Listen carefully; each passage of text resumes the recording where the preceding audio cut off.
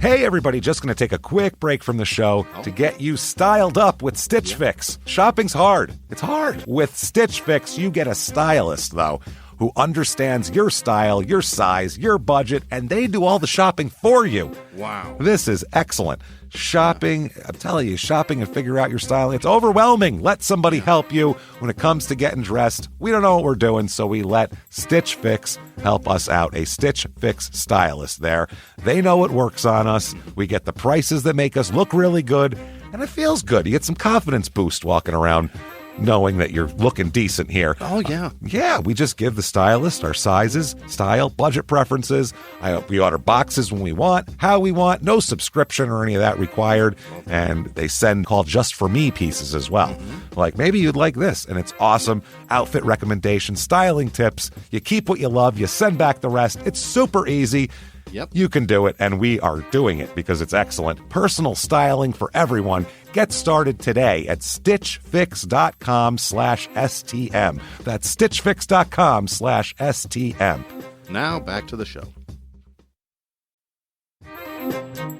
Hey, everybody, just going to take a quick break from the show to tell you a little bit more about Rocket Money. It's the start of a new year. It's the perfect time to get organized, set your goals, prioritize what matters most. And for me, top priority is getting myself together here. Financial wellness, doing that, which that feels important, you know? Just feels like adult stuff that you have to do. And thanks to Rocket Money, my goals feel achievable now. They show me all my subscriptions in one place, help me easily cancel ones I forgot that I've been paying for, which happened to me.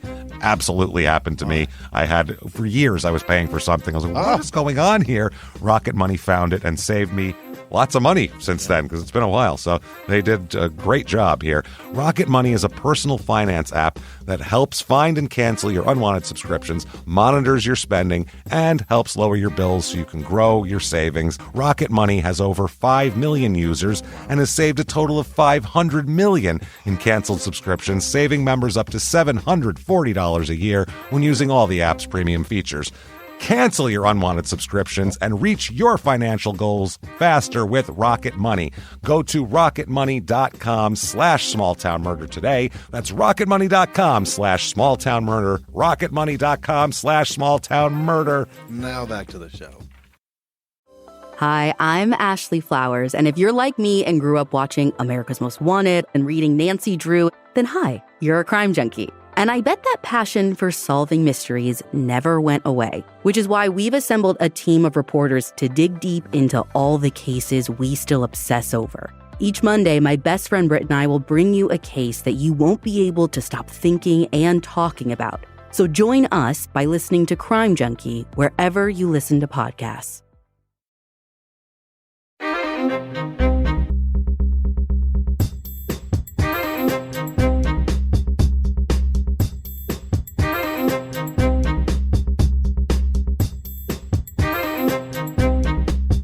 Hello, everybody, and welcome back to Small Town Murder Express. Yay! Choo-choo! Ah, yay indeed, Jimmy, yay indeed. My name is James Pietragallo. I'm here with my co-host. I'm Jimmie Whisman. Thank you, folks, so much for joining us all aboard the murder train, pulling away from the station. We have an absolutely bonkers episode this week. This guy is next level crazy. So some crazy good fun today. And it's Arizona, so we get to pick on that. We always have the most fun with Arizona, considering all the time that we have both collectively spent there. So that said, quickly, head over to shutupandgivememurder.com. Get your tickets to Chicago. Hey! August 12th, Chicago. We will be there. Please get your tickets right now. They're going fast. Right now, as we speak, it is our biggest show ever. So thank you, Chicago. You've already surpassed every other city in the country as far as tickets go, and they're going fast. So get in there. August 12th, we're going to do a Chicago-only live show. You can only see it in Chicago this year. So come out and see that show, and also get your tickets for the rest of the year. Most of the shows are sold out.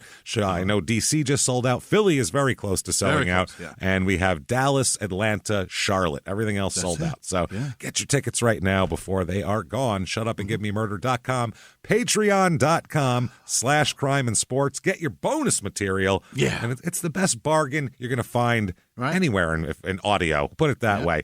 For $5 a month or more, whatever you want to do, you get first of all, the entire back catalog of bonus stuff. It's a couple hundred episodes, and then new ones every other week.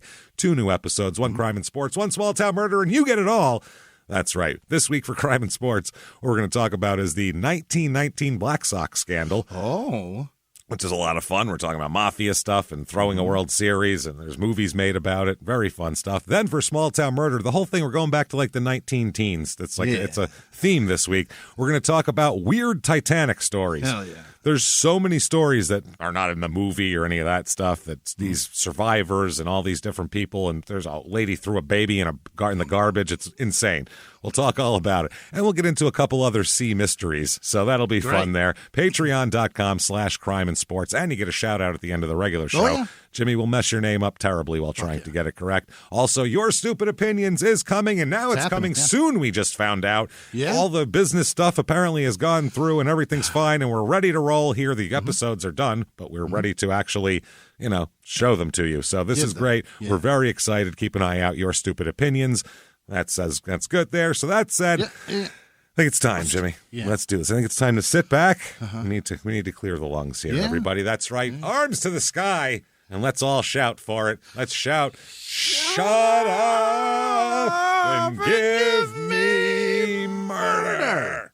Let's do this, Jimmie. Let's go on a trip, shall we? Let's go. Not very far. Let's go on up the road here. We're going to Flagstaff, Arizona. Oh, yeah. Place we both know very well. Oh, it's gorgeous. If you've ever driven across the country on the 40, you've passed through Flagstaff because the 40 goes right through there. And so a lot of people have passed through Flagstaff, and they went, wow, that's pretty. Nice trees. Well, where the hell did it go? Now it's gone. Yeah.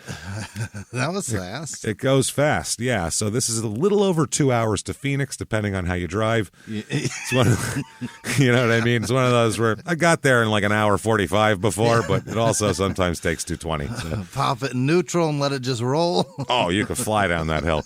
It's a little over an hour and a half to Prescott, Arizona, which was our last Arizona episode, Crushed Skulls and Missing Golf Clubs. Oh, so yeah. That.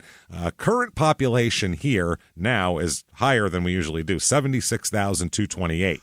But also 30,000 of those are college kids. There's 30,000 students in NAU, so that is a big skew.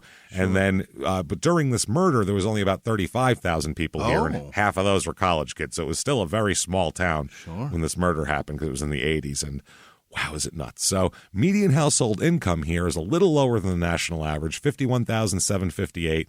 But the median home cost is almost double the national average. Astronomical. Bonkers. $565,400 is the median home cost. For a piece of shit. To live somewhere, there's no jobs up there. No. There's no, you can't work anywhere up there. That's what I mean. You can't commute to Phoenix. Right. I don't know. The ski lodge. Who can afford to live there? I don't understand it. You have to either be like very rich and retired, or I have no idea. Most people have just like a fucking house there, and they live elsewhere. That's it. Wow, that's quite the life. Super rich people. Yeah, it's quite the life. It's like Sedona too. Yeah, one of those. Yeah. So the motto of this town, they have mottos, 2 of them actually. Yeah. The City of Seven Wonders. I don't think there's 7 wonders. What are the other 6? I guess San Francisco Peaks, but what the fuck else? I don't think all 7 wonders are there. I know that. Where's Andre the Giant? Where's the 8th? And also Dark Sky City, because that's actually an official designation they've gotten for stargazing and all that. Yeah. No streetlights, Originally settled all the way back in the day here, because there was fertile land from volcanic ash eruptions in the 11th century. Right. So, yeah, it was settled way back because there was fertile land. And then it became its present-day city in about 1876. Mm-hmm. So in 1894, it was recommended to Percival Lowell as the site of the Lowell Observatory. Oh! That's where, and then they built it on Mars Hill. Yeah. And Flagstaff became a town that year in 1894, grew very rapidly because this is when a lot of people were going back and forth, and the railroad was going through, so a lot of stuff was popping off here. Also, local businessmen lobbied for Route 66 to pass through the city, and it did, and that helped a lot as well. In 1930, Pluto was discovered from Flagstaff. Get the fuck out of here. They discovered Pluto there at the observatory, absolutely. And the city further developed, and they had various observations, and the observatories chose the moon landing sites for the Apollo moon missions as well. Is that right? They watched the moon and were like, that place looks smooth. That looks perfect, right? Do you want to land over in that section here? In the 70s. There's a runway over there. Check it out. Look at it. Someone must have been here. In the 70s and 80s, downtown turned into a piece of shit, apparently. But then in the 90s, it was revitalized and all that kind of thing. And now it's also recognized in 2001 as the world's first international dark sky city by the International Dark Sky Association. Okay, so those people sound scary. Yeah. Turn off your lights. I'm trying to look at stars. I'm trying to read. The stars aren't bright enough. I need my light on right now. Turn off your lights. It makes it easier for you not to see me when I look through your windows. I'm looking out. Turn on your lights if you want to see from outside. But I don't want you to see me. Wait, turn on. Well, you wouldn't if I'm outside and you're inside and your light's on. You can't see me at all. The lights come through the window. Oh, you got to. Yeah, I guess that's a good point. That's how people snoop. I can't really see. Yeah. Yeah. Reviews of this town, here's a couple of them. 5 stars, number 1. A lot of 5 stars. Yeah. The nature here is so beautiful and everyone is so friendly. I would not change a thing here in Flagstaff. Okay. Oh, man. And here's 5 stars from a Phoenix transplant. Yeah. I moved here from the Phoenix area, and I absolutely love my transition here. There's nothing more peaceful than moving into the fresh pine air. However, Yeah, go ahead. However, there can be a lot going on in downtown area and with the college. Well, yeah. Yeah, that's kind of... it's downtown and a college. What do you expect? Also, everybody in your neighborhood hates that you moved there. They all hate you. That's the other thing. Everyone up there hates you. Here's 3 stars. Flagstaff is fun and great at times, but at others it sucks. Yeah, because it's a place. Because it exists. The weather, for the most part, and the seasonal changes are amazing and beautiful. Downtown is very fun. Snowball is still a thrill, and you can relax if you want to. However, the snow can get bad, and that causes icy roads and results in days where you cannot do anything. It is 7,000 feet of elevation. What do you want? It's literally 7,000 feet of elevation. Anybody that lives in Arizona, you ask them, where does it snow? And they go, well, Flagstaff. Yeah, obviously. Tons of it up in Everybody Flagstaff. knows that. Here's 1 star. Okay. High alcoholism, high child abuse, little groups that try to hide everything. High cost of living, bad streets, not a good place to live or raise a family. Only 1 star because there is no place for 0 stars. Jesus Christ. I couldn't give it to... What... High alcoholism and high child abuse. How do you know that? It's looking in windows, dark sky. That's what it is. They're looking in everybody's window.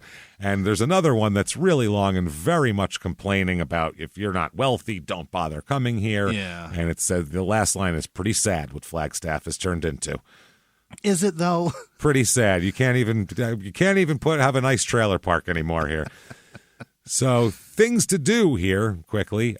Pickin' in the Pines, Bluegrass and Acoustic Music Festival. I'm on the fence, James. It sounds fun. You went to go there, then you're like, oh, that could be bad, though. That could be shit. It could be fun, but it could be terrible. I heard you. I watched your face. I want the music, not those people playing it. Yeah, it features the best traditional and contemporary bluegrass music, complemented by other styles of acoustic music and dance. It was voted Best Festival for like the last 5 years by readers of the Arizona Daily Sun, which I've never heard of. I don't know what that is. The 7 readers. I don't know where that's distributed. I have no idea. They say, although bluegrass is the primary focus, they also feature other forms like Celtic, gypsy jazz, and more. Gypsy jazz? What the fuck is that? And this year's stellar lineup includes Molly Tuttle and Golden Highway, Sister Sadie, which I think is a Charles Manson family reference. It sounds like it, yeah. I think it is. East Nash Grass. Okay. Lonesome Ace String Band. That sounds like a bunch of old men. Yeah, it does. The Blue Canyon Boys. Yeah. It sounds like they're going to be brought up on charges for dragging someone behind a truck. The Blue Canyon Boys from Flagstaff. Railroad Earth. The Jacob Joliffe Band. Jesus. Damn Tall Buildings. And finally, closing it all out, the Cross-Eyed Possum. All right. So, got to have the Cross-Eyed Possum in there. Have we had them somewhere else? I swear to God we have. I think there's just a lot of bands who like to claim possum lineage. Yeah, I feel like that's maybe what it is. That said, let's talk about a murder and one Let's do it. crazy son of a bitch. Okay, let's go back to 1987 here. Okay. Start in 87. That's where this whole thing takes place. Let's talk about a young lady, Rita Kathleen Breyer, Brier. Yeah. She's 23 years old, Rita, in 1987. She's pregnant here, as we'll talk about. She's about 22 weeks pregnant at this point. Right, so right getting up the middle, there. huh? Yeah, right up the middle. That's a single up the middle, babe. Good job. So she is from Greensburg, Pennsylvania, and she lived with her mother in New Stanton, Pennsylvania, for a little while here. When she lived in Pennsylvania, she worked at a fast food restaurant called Eaton Park. Oh. Near Stanton off the Pennsylvania Turnpike. Yikes. Yeah, that sounds to be a pregnant young lady working at the Eaton Park off the Turnpike that's just sad, isn't it? That just doesn't sound. It's the beginning of a movie, you know what I mean? Or this girl's going to have a hell of an adventure because this can't be everything, right? Shouldn't it be called the Park and Eat? Eaton Park. Eat and then park. Eat and then park. You got to drive around while you're eating, then you park to let it digest. That's how it works now. Yeah. Now, her boyfriend and fiance at this point and father of her unborn child is John George Brewer, and he's 22 years old. Brewer, and it's brew like you're brewing beer. Yeah. So Brewer here, he's not living up to his potential. Let's just say that. He went to college for 2.5 years. Okay. And so that's a good, more than halfway. It's a good chunk, yeah. You dropped out. You got all your prereqs done. Absolutely. He has an IQ of 132, which is That's good, right? well above average. Genius is 140. So 132 is well above average. Average is in the 100, 110 range. He can certainly handle another year and a half of college. That's what I mean. He's a smart guy. This ranks him in the, quote, superior range of intellectual functioning. Oh, I don't like that. Right before genius. Superior. Yeah. He also suffers from borderline personality disorder as well. He has a bit of a troubled background, mainly a strange and fucking Norman Bates-esque pull to his mother. Really? I mean, he is just enmeshed in his mother, which is a little bit weird. And she's all enmeshed in him, and it's a... He's got his dad around? No, I don't think so. Okay. I don't think so. If his dad left a long time ago, I would imagine, based on how these two are, because no one wants to be. They're insufferable, the two of them, because it causes problems in his relationship with Rita as well here. So we'll talk about that. His mother describes him as suffering from asthma and needing her constant attention. Oh, for Christ's sake. So I feel like she's got a little one of these, even if he's breathing fine that day, oh, no, honey, you need to be right next to me and make sure you don't have any flare-ups. He doesn't have asthma, one of those. you're suffocating him. Yeah, exactly. So she said, quote, John was a beautiful boy. He was a child you couldn't believe. He was very loving and a kind boy, she said, and also that he was a superb student in school. Yeah. Perfect child, she's describing. So everything I wish my ex-husband was his dad. She said he even helped his grandmother when she broke her leg and, when he was little, and just a sweet boy. She said he did become suicidal at age 8 or 9 after his grandmother died. What? Yeah, that's not normal. That's too young. You don't even think about life. You don't even have any idea of any of that at 9, 8. You don't want to join your grandparents in death at 8. That's insane. No. She said he would start crying so hard that he couldn't catch his breath, just out of nowhere. Wow. So he's very coddled and all that sort of thing. She said that, quote, he had to depend on me more than the average child due to his health. Which is, from what I understand, mild asthma, by the way. Right. So tons of kids. Yeah, I remember kids running around in the woods and shit, out there playing, and every once in a while they'd have to whip that inhaler out. Yeah. But their mom wasn't next to them. You know what I mean? They were still out riding their bikes and flipping over the handlebars and shit. And this is 1987. We're talking. So he grew up in the 70s. I've never seen an asthma attack. I know that they happen, and I know that my friends that had asthma had them. Yeah. But they never had them when we were doing physical shit. You know what I mean? I never saw it in PE or whatever. They'd always come to school and be like, I had an asthma attack last night watching TV.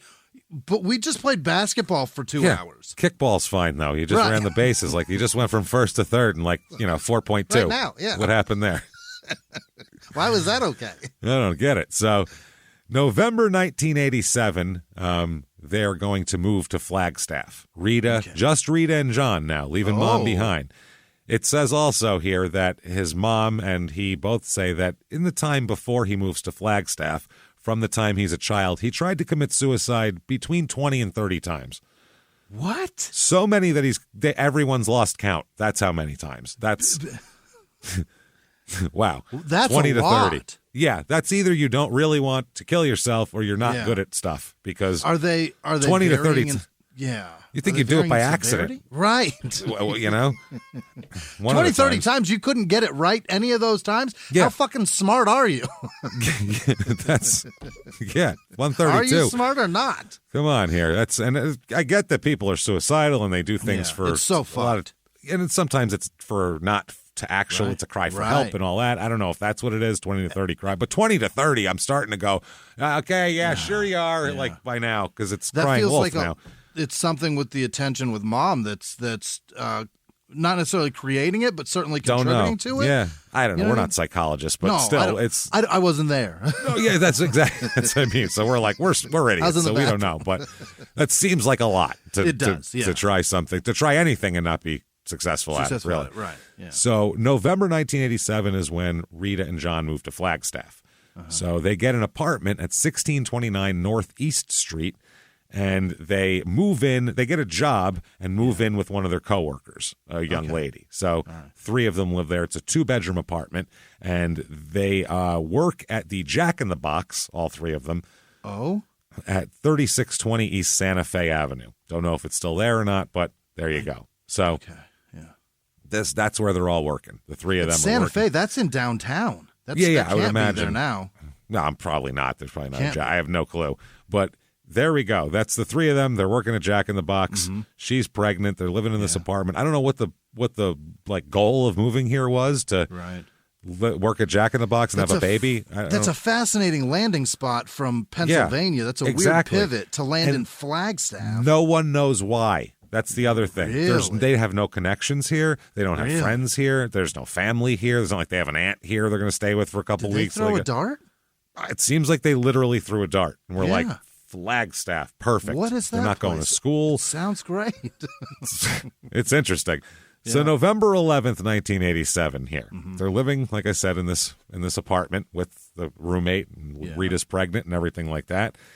So they, for some reason, the night before, because we're going to talk about early morning November 11th, but the late night of November 10th, they had been arguing, Rita and John, about going for a walk. They somehow got in an argument about that. I don't know how. And you don't, and we're going to fight? Where are we walking? I don't know what the argument's over, but it somehow deteriorates into this whole thing where both the women, both Rita and the roommate, are both like talking to John and like trying to browbeat him about the fact that he's too dependent on his mother.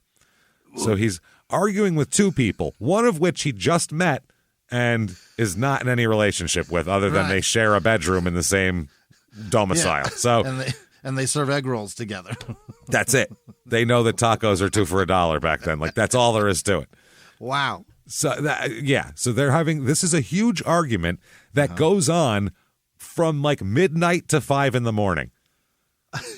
How? Over you're too dependent on his mother. And he is too dependent on his mother. So I don't even know what he's arguing about. Like, that's the other thing. What's the contrary? Well, this whole thing was started by a telephone conversation between he and his mother the night before, which left him feeling very depressed. Oh. And I guess they made him very sad for some reason. She was like, why do you let your mother make you sad? Like, you're a grown man. Why don't you... You're going to be a father. And then the other one chimed in, and this is going, it's a lot. So apparently at one point he said, all you do is depend on her, and now you're here, and now you're depending on me like I'm your mother, like to and they've been here like a week and a half, by the way. Right. She's saying for your emotional support and all this shit. So she said, what would happen if I died? What if I were to die? Then what would happen? That's what she's saying. So he had no answer for this. One, because it's a ridiculous question. Right. But he had no answer. I guess he ended up, according to the roommate here, just crying his eyes out and running into an adjoining room over this whole thing. He can't handle it. Very mature. Very mature here. So after getting his shit together, he and Rita apparently patched things up, according to the roommate, quote unquote, patched things up, and then they went to bed around 5:30 a.m. Jesus. Quite the wild style life they got here. Arguing all night. It's a pregnant woman who needs her sleep, and she's going to browbeat him about that. And he's going to cry all night. It's really going to be a lot. So what a scene. Man. So he wakes up at 11:15 a.m. to take a leak or something and tells the roommate, hey, you need to go to work. You're going to be late for work. Yeah. What's up here? You're working. You got this shift. And she's like, oh, shit, that's right. So she takes off, goes to work. He goes back to sleep with Rita. They both go back to sleep. They get up around 1:30. Very leisurely. What a life. Very leisurely life they have going on here. And they wake up and immediately continue their discussion from the night before, which is always good. Just an 8-hour break. Let's just get back into it. Yeah, let's talk about it some more. Yeah. So at some point in this exchange, Rita tells John that she loves him, and because she loves him so very, very much, she's going to leave him so he could prove that he could live by himself. Since he says he could make it by himself if he had to, and she says, well, we got to prove it here. I love you so much, I'm going to leave you so you can prove this to me. Sink or swim, babe. Let's get after it. That is... Is that strange? Interesting conclusion of a fight. Right? Is it not? Am I wrong here? That's fascinating. I thought so. So that's how this goes. So he gets enraged about this. Yeah. You're going to leave me to do this? So he ends up taking the roommate's dog. Don't worry, he doesn't hurt the dog. He takes the roommate's dog, who's like barking during the argument and all running around, and locks it in the roommate's room. So It's just in the bedroom. It's got a bed to sleep on. It's doing great. So then he screams, why think about if you were dead? I'll kill you. I don't know. It's a very odd statement, but that's what he yelled. Yeah. Then he physically attacks her and starts fighting with her, beating her. Okay? Pregnant woman. This is, by the way, Rita's no, shrinking violet here. She throws down. She certainly gets her shots in here. This fight lasts between 30 and 45 minutes of a physical fight that they're in. This is insane. Heavyweight bouts don't go that long. Yeah. First of all, 3 minutes around, 10 rounds is 30 minutes. Not to mention, what kind of a pussy are you? You're a grown man, and not only woman's getting the best of you. Not only are you crying about your mommy, but you're letting a pregnant woman hold her own with you for 45 minutes. This isn't Layla Ali, for Christ's sake. It's some chick who works the Jack in the Box. You should be able to fucking take her, I think. He shouldn't have attacked her, I got a feeling. That's the thing. He's getting what he deserves. He bit off more of that monster taco than he can chew. More of that jumbo jack than he can chew right now. That's what's happening. That's it. If you don't have Jack in the Box where you live, you have no idea how funny that is. So... Hey, everybody, just going to take a quick break from the show to tell you about the safest sponsor ever, Simply Safe. Absolutely. These people will keep you safe. It's amazing. You know that every 26 seconds a burglary takes place in the United States, according to the FBI. That means that by the time this podcast is over, dozens and dozens of homes will have been targeted, ransacked. God knows what happens here. So protect your home before it's too late with Simply Safe proactive security system. Simply Safe helps stop threats before they even have a chance to break in. Named Best Home Security System by U.S. News and World Report 5 years in a row. And by us for about the last 8 years as well. If you trust us, believe me, you want Simply Safe. So visit simplysafe.com/small to claim 50% off a new system with professional monitoring plan and your first month free. That's simplysafe.com/small. There's no safe like Simply Safe. Now back to the show. Hey, Hey, everybody. Just going to take a quick break from the show to tell you a little bit about Sono Bello. You know, the most known secret with celebrities and influencers and all these famous people is so many of them have had lipo. They've had lipo, whether it's a little touch-up here or a total makeover. Yeah. Nobody has a perfect body. That's the thing. No. They may look like it on TV, but there's things that help that. Absolutely. Lipo now has changed, and Sono Bello's been at the forefront with using LAL technology and getting those beautiful and natural outcomes for each person. Looking real natural. Our friends at Sono Bello are offering their best deal. You're now included in their winter savings event, but appointments are limited, so please get on this. Sono Bello doctors are masters in micro laser fat removal, a brilliant technique that removes stubborn fat permanently wherever your problem areas are. Tummy, love handles, thighs, arms, it's gone in one comfortable visit. Eating healthy and workouts are great. Keep doing that, but if you want to lose that stubborn fat in one visit, check out Sono Bello. Save big during their winter savings event. Schedule your free consultation now at sonobello.com/smalltownmurder. That's sonobello.com/smalltownmurder. Now back to the show. I love how we're laughing in the middle of this horrible mess, but In the middle of a scene of a man beating a pregnant woman. it's because we're making fun of the man beating a pregnant woman. I'm uncomfortable with a man beating a pregnant woman, so I have no recourse but to make fun of him. That's all I got in my quiver, you know? I got jokes about him. He's an asshole. So he's trying to strangle her with his bare hands. Yeah. He's choking her, but she gouges his eyes with her nails. She grabs his ears and tries to pull him off. She grabs and twists his nutsack. Atta girl. Repeatedly. Yeah. Like tries to twist it right off like she's picking a fruit off a tree. Like it's apple season. Just popping him off. Yeah. She escaped from him, got to the front door. Every time he pulled her back, though, this happened several times. She got away from him, and he pulled her back. And each time he continued to beat her against, quote, whatever he could find. So he hit her on the counter. He's beating her. It's fucking horrible.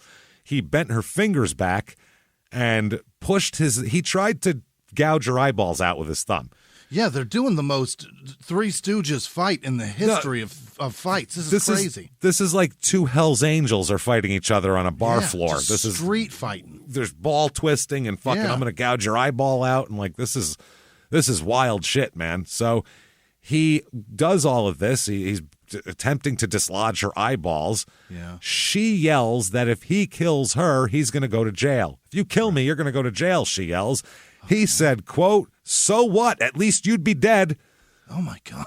Which is, he has gone past the point of logic at this point. He's just, I don't care anymore. That's where he is. So out of control. Out of control. Eventually, he can't really get her a good strangle on her, is what it is, with his bare hands. This guy's a pussy. Let's be realistic here. So he ends up finding a necktie nearby, wraps it around her neck, and repeatedly strangles her. Twice he thought she was dead, but he removed the necktie and she started breathing again. Oh, boy. So then he'd have to go back and do it again. 3 times he had to strangle her. A pregnant woman. A pregnant woman. Keep in mind, this is a pregnant woman with a Jack-in-the-Box hat on. You know what I mean? Like, this is sad shit. A young lady. So after the 3rd strangulation, Rita finally dies here. So he kills Rita. Wow. He then, because there's blood on him, he then undresses and throws his clothes on top of Rita, which is psychologically is interesting. Covering her face or just the body? Oh, just throwing them on top of her, covering her all up, which is, I don't know if every square inch of her, but that's he's making the whole thing disappear. Covering the face is a very big thing. There's shame there. Yeah. That's what that is. Come with regret, remorse, shame, all of it. Yeah, there's a lot of shame, but that shame will go away within 15 minutes, as we'll find out here. He's beyond shame within the next 15 minutes. So he throws all his clothes on top of her and goes and takes a shower. Okay. Got to take a shower. Okay, so 15 minutes later, he comes back and has sex with Rita's corpse. What? Yes. That's what I mean, where there's shame covering her with the clothes, but at the same time, the shame is he washed it right away in the shower there. Yeah. He Irish Spring that fucking shame right away. Fully clean. He is zestfully not remorseful anymore, and you're not fully remorseful till you're not zestfully remorseful. So he has sex with a dead pregnant woman. I don't understand. I don't understand that much myself. I guess we had to be there. I don't understand how you do this. I don't understand how any of this happened. This is the thing here. I don't know how we got from, you're too close to your mom to this. This is a really big stretch here. So, wow. So 30 minutes later, after he's done, he is sitting around. He just sits around for a half hour trying to figure out what to do with himself now. Doesn't know what to do, contemplating. So he checks her pupils for signs of life at this point, he said, 30 minutes later. Then he leaves and walks to a nearby bowling alley. Wow. Where he calls the police and says that he witnessed a man assaulting a woman. Calls 911. Says, I saw a man assaulting a woman. When the 911 dispatcher pressed for further details, as they do. Right. What do they look like? Where are they? Things to pass along to police to help. Yeah. He finally is too frustrated by this, can't hold up the ruse any longer over the phone to a stranger, and says, fine, I beat and strangled my girlfriend to death. He didn't just hang up? Just bursts out with that. Fine, you got me. I didn't think this far into the phone call. I gotta go. Yeah. I thought I could just say that and you'd show up. I didn't know I had to. Wow. So cops from the Flagstaff PD arrive to the 911 call. When they arrive at the bowling alley there, he takes them over to the apartment. He leads them to the bedroom, to their bedroom, where her nude body is dead on the floor. Right. She's pronounced dead at the scene, obviously. Physical injuries here. They found that her body was beaten badly here. Yeah. Her pants and underwear were rolled up near her head, like just rolled down and then thrown over by her head there. They also found the dog in an adjoining room, completely fine. They noticed scratch marks around his eyes and ears, not the dog, John. Right. And her autopsy says, quote, it's a myriad of contusions, abrasions, and lesions covering a large portion of her body, including severe swelling and hemorrhages on the scalp and in the eyes, and bite marks on the right hand, right arm, and upper part of the right breast. He was biting her, and that's fucking weird. Wow. And you don't want myriad of contusions in your fucking myriad of any. Jesus. Fuck. The examiners described her face as profusely swollen, and impressions from manual and multiple ligature strangulation were found on her neck. Jeez. It's fucking horrible. It's horrible. So, obviously, the cause of death is ruled strangulation. They said at one point, too, he attempted to break her arms so she couldn't fight back and couldn't do it. Yeah, couldn't do it. So, holy shit, this is fucking ridiculous. Now, they bring John to the station, and they wonder if he's going to talk or not. They read him his rights, which he immediately waives. Nope, none of that shit. No. All about talking right now. Nope. Those are for suckers. That's what that is. I talked for 5 hours prior to this. I'm ready to go. I got some talking to do. So now someone's going to listen to me, damn it. Yeah. So he confesses to the crime. He doesn't mind at all. He confesses at the scene, and then they take him to the police station where he makes a hand-typed confession. Not even he types it up himself. He grabbed the... Go ahead and slide that selectric over here and let me get going here. Let's go. Why don't you sit down where that guy's typing a report and just do this yourself? Just do it yourself. Fuck. He said, quote, this is his deal. Quote, she said she loved me, and because she loved me, she was leaving me to show me how I could live by myself if I had to. She wouldn't move from their residence. She would still stay there, but I couldn't rely on her for anything. She would be like a roommate or another person. Oh, so we got to a point where we were going to know what this looks like when we break up. But they weren't going to move out because they all work at Jack in the Box. So they were going to break up. Because collectively we make $9.45 an hour together. In 1987 especially. Yeah. So they were going to, quote, break up but live in the same apartment, but he wouldn't, but they'd pretend they weren't together. That's... What the fuck? So that's odd. He said, quote, well, that was it. I started screaming and yelling, and so I began to strangle her. It's a big stretch it's a jump from screaming and yelling to strangling. He left out a whole lot. A whole lot. So he typed the confession up and he said, quote, I could not break this mental hold my mother has on me. Even now, she's telling me to write this. Wow. Very Norman Bates, this guy. I mean, this is hardcore shit here. This is very Ed Gein is the vibe I'm getting from this guy. So, like, smart Ed Gein, because Ed Gein was a moron. Brilliant, yeah. Smart Ed Gein is what we have here. So, he said that he waited some time after he thought she was dead, took a shower. This is his quote. Quote, waited some time after I thought she was dead, took a shower, had sex with her, checked her pupils, dressed, and called the police. He just put that in a list of things. Just necrophilia in the middle of all this.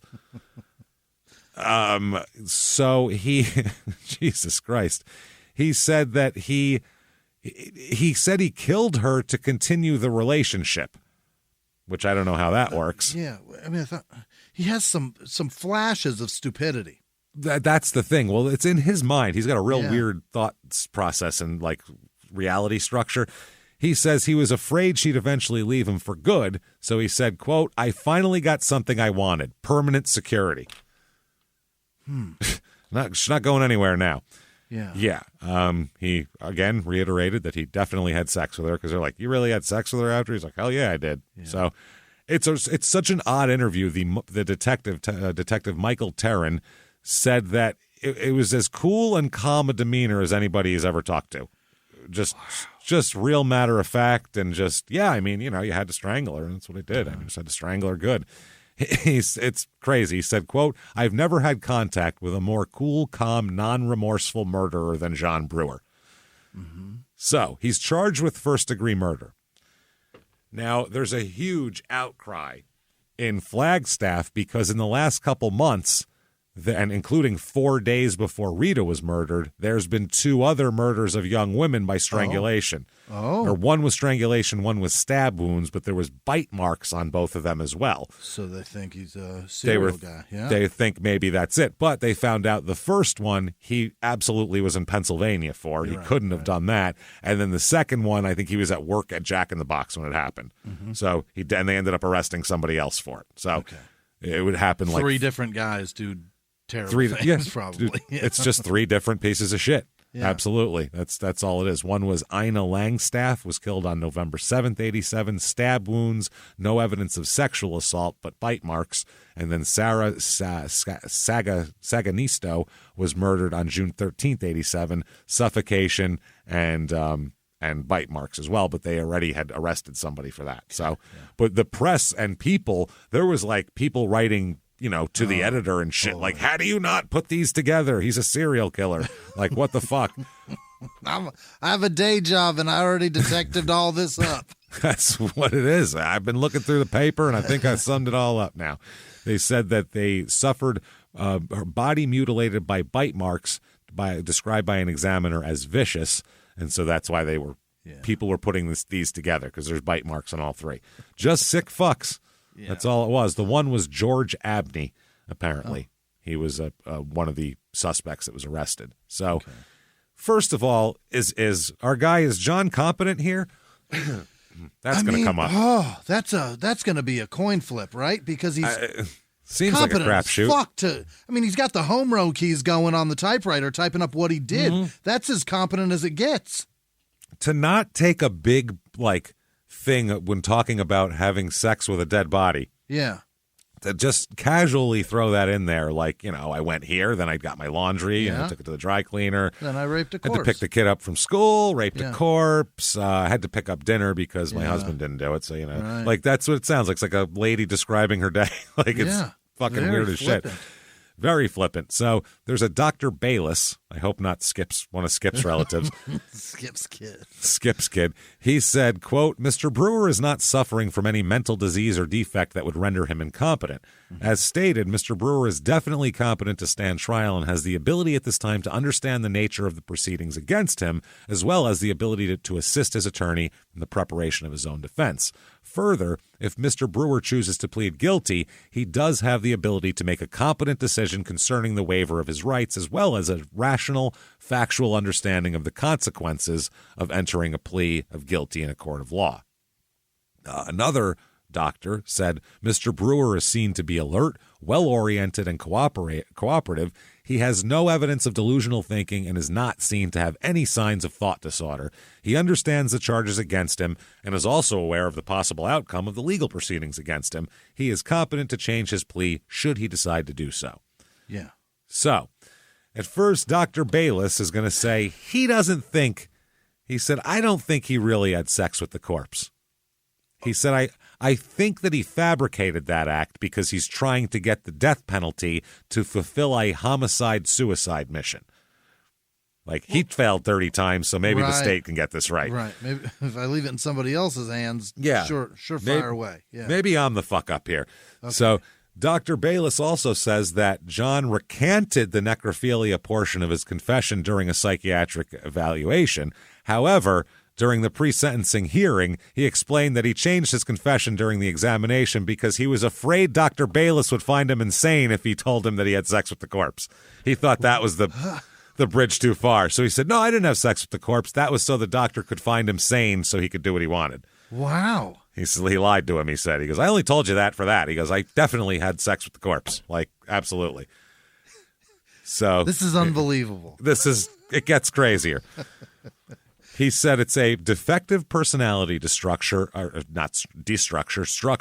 immaturity, suicidal impulses, phobic reactions, detachment, and feelings of depression, dependency, and inadequacy.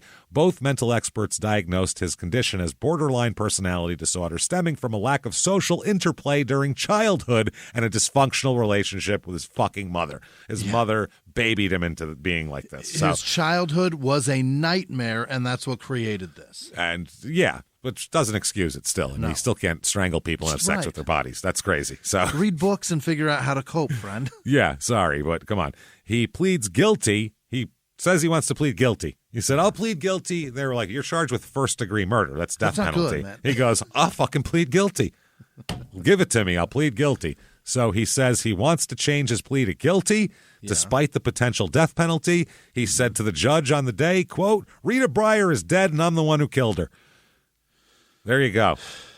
So there's a questioning from the judge and him during this. The judge is trying to find out, am I talking to a lucid person here or what? So he says, quote, this is Brewer, quote, it is my honored belief that life sentence or death sentence is the proper punishment for a murderer. That's what he says about himself, John. Okay. The judge says, but is it for you, sir? Do you understand that may well be the punishment to you? We are not dealing in abstract. We are dealing with you. So I get your theories, but we're talking about reality here. He said, quote, I killed her. I'm very sorry I killed her. This court is fully aware that I have my entire run-in with the police is basically between two traffic violations. So he's like, I've never had a record is what he's saying. Yeah. Just because the sentence deals with me doesn't necessarily make it wrong. I feel it's right, and I feel it's right for somebody else. If it's right for somebody else, it's right for me. Okay? All right. So the judge says, what I'm trying to get at, Mr. Brewer, listen, you can hear us, is that I want to make sure that you have a full understanding. I think you do. Yeah. I've got to make sure for the record that you have a full understanding that by entering into this admission, you may well be subjecting yourself to the death penalty. He says, I've been informed by my attorney that he feels I am a prime candidate. I believe the word that he used was for the death sentence. I believe that was the word he used for the death sentence if I do plead guilty. The judge says, and you understand that? And he says, yes, I do, Your Honor. Sure do, yeah. Sure do. So at the end of all this, the judge said, I mean, he really wants to do it. So sure, I guess. Fuck it. Let him do it. So he pleads guilty to first-degree murder. He initially faced first-degree murder for Rita and second-degree for the unborn child. Yeah. But the judge threw out the charge of the unborn child because there's a lot of different statutes, and it muddies the waters with the second degree. And it muddies everything if he's pleading guilty to first degree in a death penalty case and just saying everything he fucking did. Yeah, right. That's good enough. So he's super pissed, by the way, John. He's really? Very pissed off at his lawyer. Okay? He told his lawyer not in a letter to his lawyer on July 1st, he tells his lawyer not to argue against the 2 murder charges. He said, let him bring both charges against me. He said that he argued that the fetus was not, they said, well, the fetus wasn't viable at the time and the state manslaughter statutes should pertain to such a death, he's saying. And he's arguing with his lawyer. He says that he realizes that something that is legal is not necessarily right and that, quote, criminals belong in prisons, is what he says, John. Okay. He said, I broke the law, my beliefs when I killed the baby, and I will continue to fight you and anyone else who tries to say, especially in my name or in my interest, that no crime was committed. So, wow. The judge is like, you got a judge here going, I don't know, he's arguing with his attorney now over this. This is... And I don't even know what it's arguing. This argument is very indicative of why he got into a fight that culminated in death, because he's a fucking confusing son of a bitch. He is a real mystery. He's a real enigma, this guy.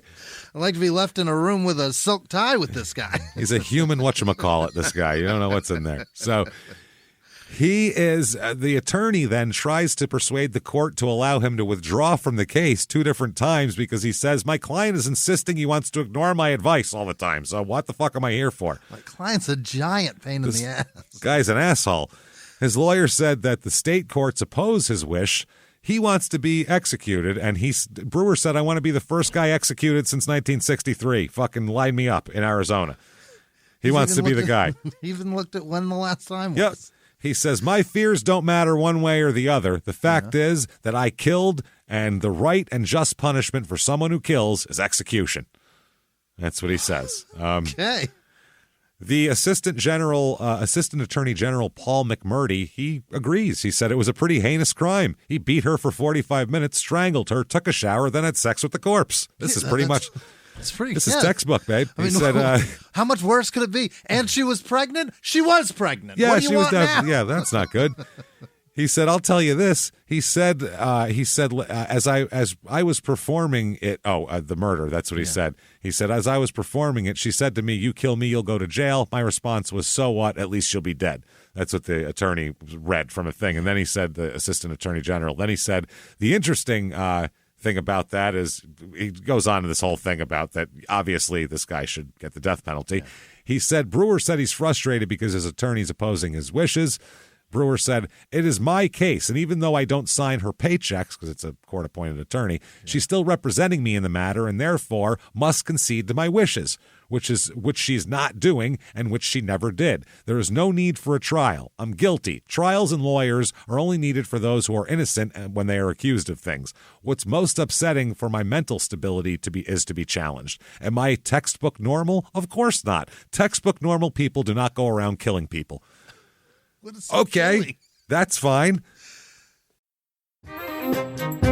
Hey, everybody, just going to take a quick break from the show to tell you a little bit more about our stylish friends at Quince. That's right. Let's go elevate your styles, people. Yeah. Get it going. Look good out there. And you can do it now without breaking your wallet, without breaking the bank, because at Quince, you can get high-end, versatile pieces at prices we can all actually afford, which is very nice. You want to get good stuff that lasts and it's good, and they have quality stuff that's very affordable. And you can do like we did, upgrading our stuff here, while still being a very reasonable price. Quince only works with factories that use safe, ethical, responsible manufacturing practices, along with premium fabrics and finishes. It's all quality stuff. You're going to love it. Trust us, it looks good. And I've got the leather jacket. It's a very high-quality item. Real nice, soft leather. Yeah. Jimmie's got his linen pants he's rocking. Yeah, they're terrific. Come on, be like us. Be fashionable. Get in there with Quince. Indulge in affordable luxury. Go to quince.com/smalltownmurder for free shipping on your order and 365-day returns. That's QUINCE.com/smalltownmurder to get free shipping and 365-day returns. Quince.com/smalltownmurder. Now back to the show. Hey, Hey, everybody, just going to take a quick break from the show to tell you a little bit about a very cool place, Thrive Market. Yes, we are both looking to get into the healthy swing this year. The problem is I don't know what's in everything, and I don't know if even I'm qualified to even read the labels to know if that's good or that's bad. Right. There's chemicals and things, and there's things floating around. I don't know what I'm doing out there. One of my favorite features, and I know you were talking to me about this, is the Healthy Swap Scanner in the Thrive Market app. Yeah, it's simple. You scan any item, and it'll instantly suggest a cleaner, healthier grocery alternative, which is it's great. Amazing. Yeah. That's great. Thrive Market also takes the guesswork out of finding these safe, healthy foods. For example, like I'm trying to get my protein intake up for energy. I'm always moving around. I need stuff, and I love that you can filter their site by the high protein options. Nice. It's very cool, and you can personalize this portion, and you can put filters on it. And get ready. You should be ready for a junk-free start to 2025. Get ready for it and head to thrivemarket.com/smalltownmurder and get 30% off your first order plus a free $60 gift. That's THRIVE market.com/smalltownmurder, thrivemarket.com/smalltownmurder. Now back to the show. Calling all dog owners. Your furry friend deserves top-notch nourishment, and Ollie delivers the clean, fresh nutrition your dog needs in 5 flavors they'll absolutely flip over. Ollie is made in U.S. kitchens with ingredients carefully sourced from trusted growers and producers around the world, with absolutely no harmful fillers or preservatives. With protein-first recipes like fresh beef with sweet potatoes, fresh turkey with blueberries, or fresh lamb with cranberries, you might start thinking, dang, my dog eats better than I do. And that's probably true when it comes to Ollie. Give your pup a fresh start this new year by letting them taste test a personalized meal plan with Ollie. Head to ollie.com/Wondery. Tell them all about your dog and use code WONDERY to get 60% off your first box of meals when you subscribe today. Plus, they offer a clean bowl guarantee on the first box. So if you're not completely satisfied, you'll get your money back. That's OLLIE.com/Wondery and enter code WONDERY to get 60% off your first box. Start your dog's new year off right with Ollie. Start your dog's new year off right with Ollie. So You're not helping yourself, man. No, so they let him plead guilty. The judge said he seems fucking lucid enough to do this, so let's get it on, motherfucker. Let's come on. So the pre-sentencing report comes in, and they say that he's unnaturally close to his mother. Mental experts suggest that Rita took the place of Brewer's mother when they moved to Flagstaff, and that's what happened here. So that's the pre-sentencing report. During sentencing, this is great. The Dr. Bayless again, he's a psychologist. He said that he had a dependency on his mother, a phobia of being alone, borderline personality disorder, like we said. They said he also had developed a pathological dependency on Rita. Nonetheless, they said Brewer, with an IQ of 132, was legally competent and can distinguish between right and wrong. He stated that, when Rita told John that she was going to leave him, his willingness to look at reasonable solutions to depend on himself became impaired, and he lashed out in anger and killed Rita. He said that Brewer was oriented to reality and definitely had a capacity to appreciate his actions. So his mitigating people are his mom. Of course. Oh, don't do that. His mom comes out and just the headlines were, Mom says killer is a good boy, I believe was the headline. It's ridiculous. He's got asthma, you guys. Come on, guys. He needed an inhaler when he was 8. He couldn't play soccer. So this is Elsie Brewer. She comes in and says, She says, you want me to say John did things wrong, but he didn't. Meaning when he was a kid, not in this case. Right. She said that her son isn't disturbed, and she hates that he's being depicted as disturbed. She said he's a loving, kind boy who should not receive the death penalty. She said she would like to see her son receive psychological treatment and not be sent to prison or put to death. However, she was not allowed to complete her statement regarding him receiving mental treatment because they objected. So, considering a life sentence, she said he'll be eligible for parole in 25 years. She said, I might not be alive in 25 years. So? And then she says she also does not believe in the death penalty. Then we get a surprise here. Yeah. So the prosecutor here starts waving around a book that he has in his hand full of profiles of all the murderers on death row in Arizona. Okay. And he says, when you look at the people now on death row, they're not the same kind of people as Mr. Brewer. He said that the persons now on death row are, quote, thugs who have a history of abusing other people's rights. Okay. He also noted that Brewer does not have such a criminal history, and a matter of fact, no criminal history, and does not have a profile of taking advantage of other people. He also said that he appreciated Brewer's honesty with the police during the investigation. He said, I looked at a case of honesty that I've never seen before. The prosecutor also pointed out that Brewer maintained that he was sane and guilty of killing Rita. He contrasted Brewer to other criminals who use insanity as a defense. He said, quote, John Brewer chose not to do this. Although his crime is terrible, his honesty is somewhat refreshing. This is the prosecutor, not the defense attorney. You got to understand, James, we had to prove that this guy raped a corpse. He just told us. It was very nice. And then he made sure to really tell us exactly how it was. So normally in court, the prosecutor gets up and says, we should kill this guy. Right. Then the guy gets up and says, you shouldn't kill me. Please don't kill me. Complete opposite. Prosecutor goes, please don't kill this man. And then he gets up and says, fucking kill me. What are you talking about? He even said, yeah, my mom testified. He said, but no, I'm not even close to many other family members, so no one gives a shit about me. He said, it's quote, just her. He said his parents are extremely distraught over his plea. He said, there's much grief. Beyond that, I really can't say how they've been affected by this. Actually, I have no close family outside my mother and father. So I guess his father's around somewhere. Okay. He had a rambling 50-minute statement. Headlining set that always comes back to the point of he wants the death penalty. Please kill him. Yeah. He said, quote, I feel the death penalty is proper for the taking of a human life. Do I miss Rita? No, not one bit. I'm not in the least bit unhappy she's dead. Wow. He said that he was, quote, shaking in his boots about a death sentence or serving 25 years in prison, but that the death chamber is, quote, where I belong. This is exactly why cameras need to be in every courtroom. Yes. I want this is so crazy. bad. This is all crazy. For every 30 stinkers you have of just stupid a 50-minute crazy man begging you get for death. This. This is what we need. I want all interrogations and this on camera. He said, I don't believe that mitigation realizes the gravity of this crime. He said that he deserves whatever sentence he gets, including death. He also said that the psychological documentation about his tough life shouldn't lessen any sentence. He said, quote, how many other children had a tough life? He's the prosecutor. Off with my head. They said, sir, we've decided to not put you to death and actually to hire you as the county prosecutor because it's exactly... You're really good at this. This is you're convincing me, I'll tell you what.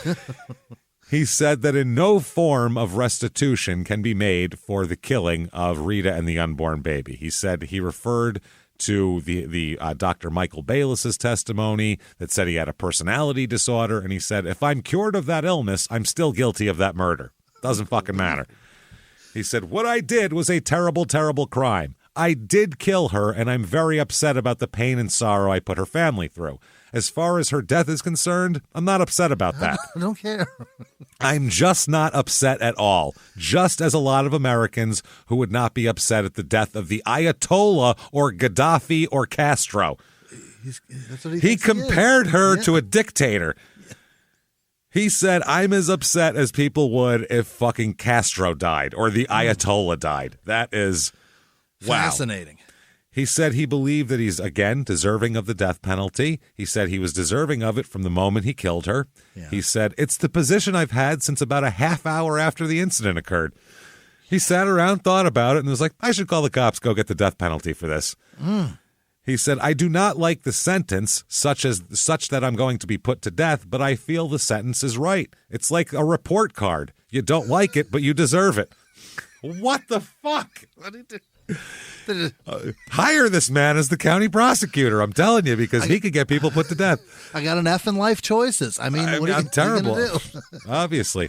Then he goes on to say, quote, I'm rather strongly anti-abortive, which is, I guess, abortion is what he's talking about, which is the most ironic thing I've ever heard in my fucking life. I'm against it. So. But, once you kill the baby, you should have sex with the fucking mother that's carrying it. That's fine. He said that he recognized his case created a furor between forces for and against abortion, and he said, "This is a very unusual case. This was a point used by my attorney. His words were that he's never had a case like this.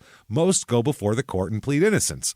I was guilty no matter what. My past and the points brought up by the psychologist won't change anything. Rita will be just as dead, and I'll be just as guilty." I'll be just as happy.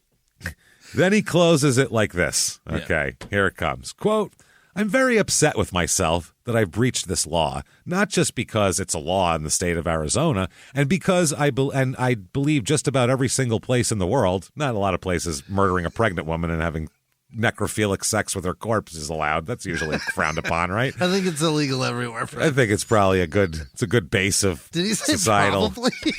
He said, and I believe just about every single place in the world. We'll go ahead and, yes, that's true. You're right, Believe, sir. friend. He said, but because it's an act against God in just about every religion, I believe. But I still have it's hard to separate those feelings. He trails off there. Because I am upset about that I took a life.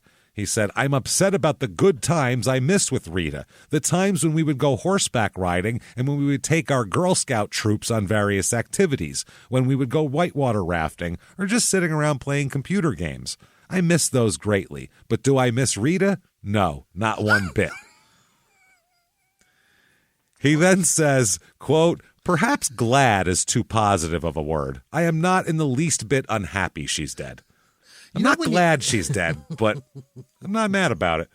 You know when you have an ultimate cheeseburger with a side of curly fries and a strawberry shake? You're not happy with yourself, but I'm happy with it you're afterwards. satisfied. Yeah, but you're fine.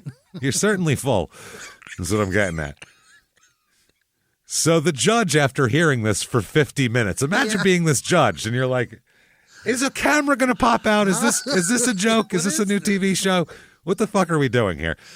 He said, I've considered the fear and anguish of the victim during those 45 minutes. There was no reason for the murder other than paying the victim back for, leaving.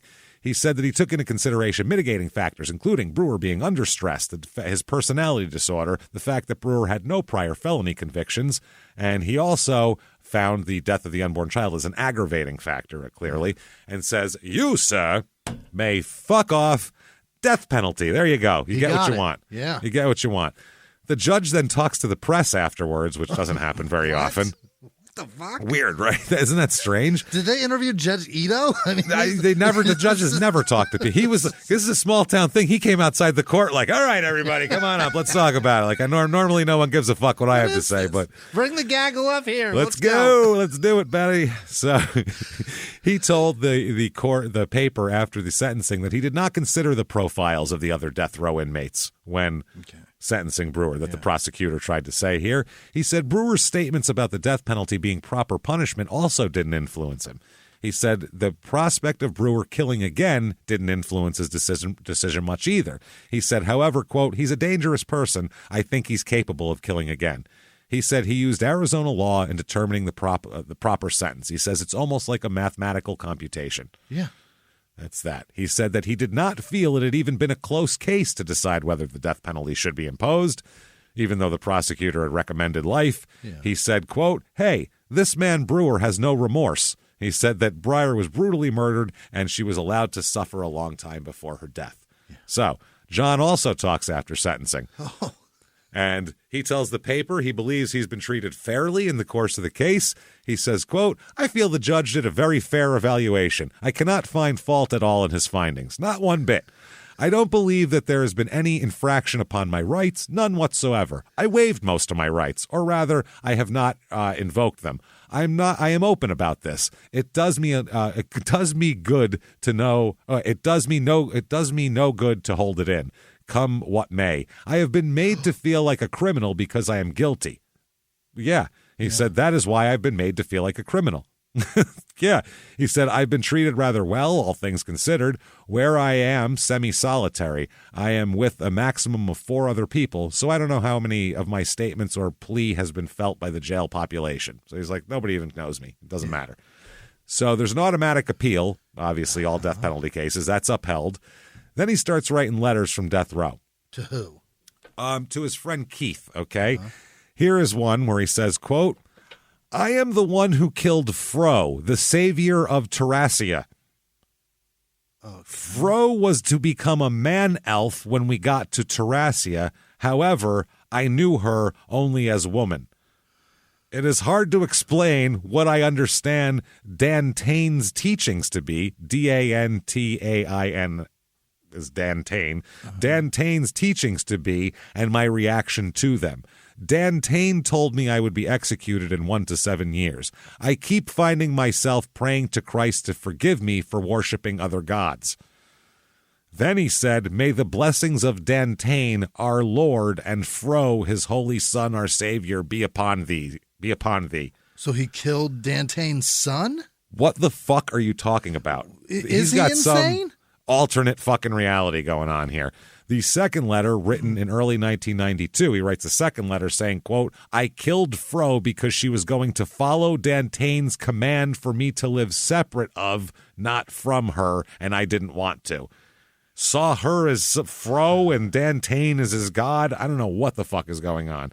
So with this, his mom and his friend who got these letters, they end up trying to, I guess his friend Brian McKees told his mom that John had told him that he believed Dantain is the god of Terrasia, and then when he dies, he will go to Terrasia, John, that is, will go to Terrasia, where Rita is waiting for him up there.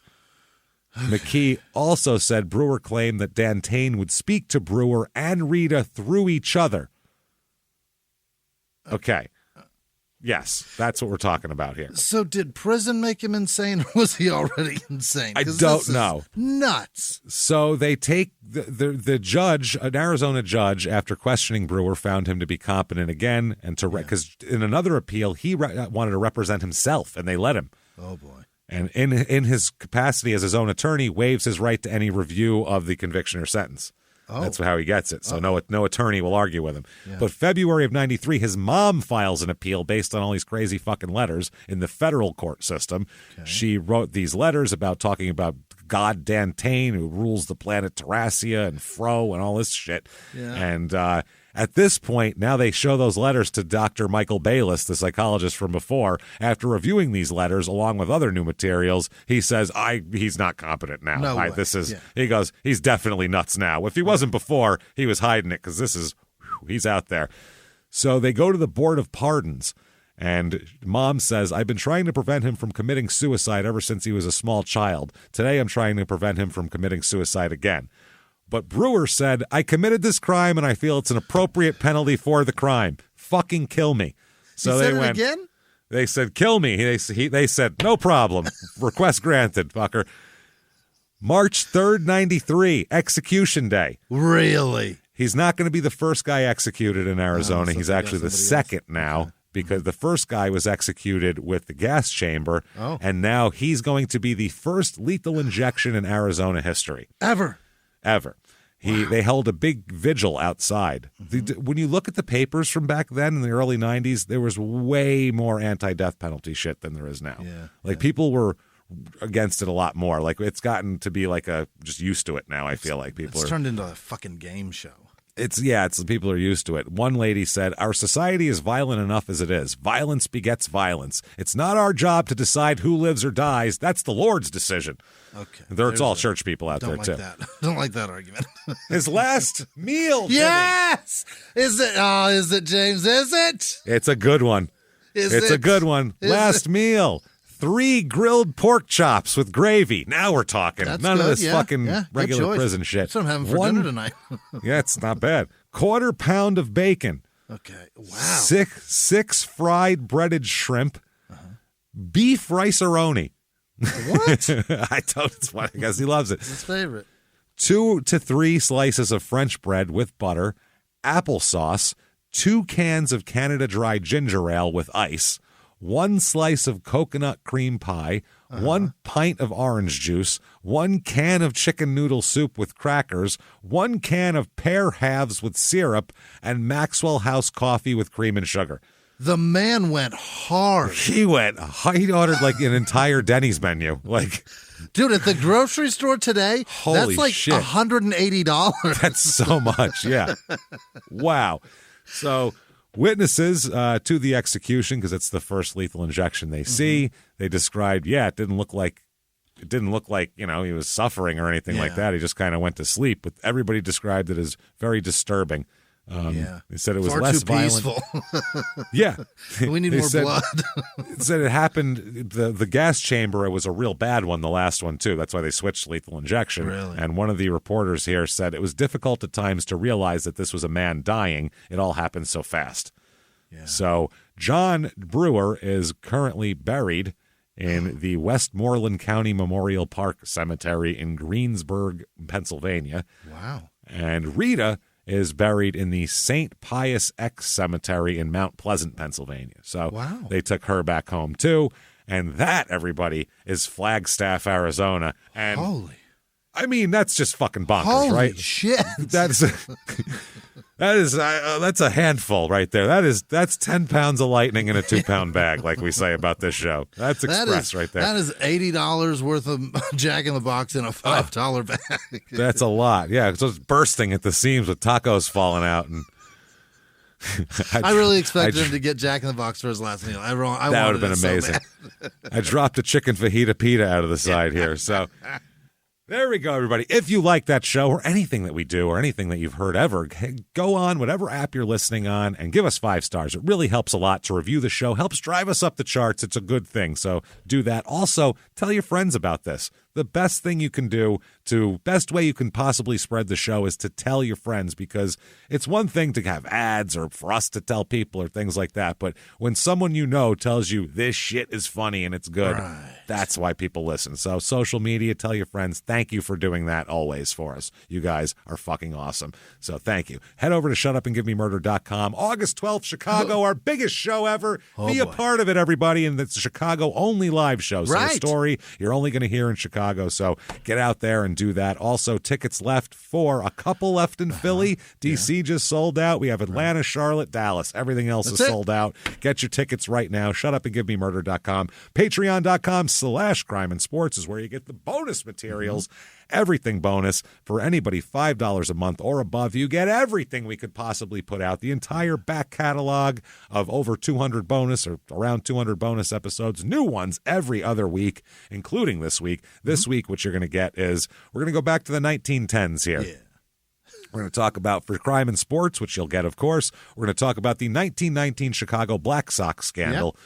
Which is a mafia and throwing of a World Series because guys made no money and yet they were in the World Series. It's fucking crazy. We'll talk about that, obviously. Then for Small Town Murder, we're going to talk about something very weird. It has nothing to do with small towns. And I guess they were murdered by a boat. We're going to talk about weird Titanic stories. Strange things, survivor accounts, and weird shit like a lady throwing a baby in the garbage can and then going and getting on a boat like it was nothing. Like it was a tissue. Just that, don't need that anymore. We'll talk and other weird tales from the sea, too. A couple other things we'll throw in there. That is patreon.com/crime and sports, and you get a shout out at the end of the regular show. Also, keep an ear out for Your Stupid Opinions, which is coming very, very soon. Everything has gone through now, and we're ready to rock and roll with that show. So please do that. And that said, keep coming back and seeing us and keep listening. Listen to Crime and Sports also. It's good fucking shit. If you like comedy, listen to Crime and Sports. So thank you for joining us, everybody. It's been wild. By the way, at Small Town Murder on Instagram, at Murder Small on Twitter, at Small Town Pod on Facebook. Do all of that. Follow us everywhere. You want to follow us? Everything's on a menu at shutupandgivememurder.com. Thank you so much, everybody. And until next week, it's been our pleasure. Bye.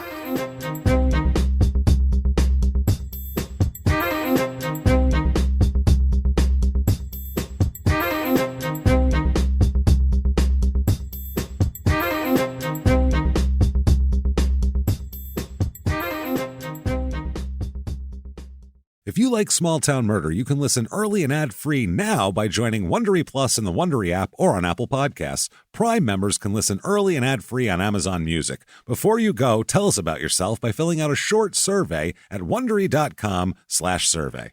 Have you ever gotten a message out of the blue? Maybe you ignore them. Or maybe you end up in conversation. Maybe they tell you about an amazing offer. I can really show you how to make some money. And maybe that gets you into a lot of trouble. But this isn't a story about people like you, the people receiving these messages. This is a story about the people behind the messages, on the other end of the line. Thousands of them, working in a microcity built for scammers. From Wondery, the makers of Dr. Death and Kill List, comes Scam Factory, a new series about survival at the expense of others. Follow Scam Factory on the Wondery app or wherever you get your podcasts. You can listen to Scam Factory early and ad-free right now by joining Wondery Plus in the Wondery app or on Apple Podcasts.